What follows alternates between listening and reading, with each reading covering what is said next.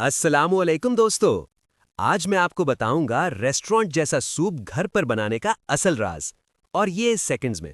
چلیں شروع کرتے ہیں۔ سب سے پہلے ایک پین گرم کریں اور اس میں ڈالیں تھوڑا سا تیل پلس تھوڑا سا مکھن۔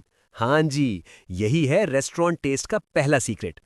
اب ڈالیں ادرک لہسن پیسٹ، اور جیسے ہی خوشبو آئے سمجھ جائیں لیول شروع ہو گیا ہے۔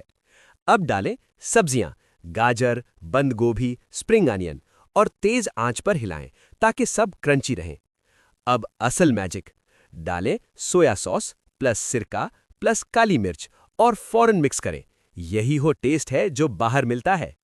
اب ڈالیں چکن سٹاک یا سبزیوں کا سٹاک، اور آخر میں کارن فلور سلری تاکہ سوپ تھک اور سلکی ہو جائے۔ اب ایک ٹرک سنو، آنچ بند کر کے ایک انڈا آہستہ آہستہ گھماتے ہوئے ڈالیں اور فوراً ہلائیں۔ Restaurant style egg ربنز ready.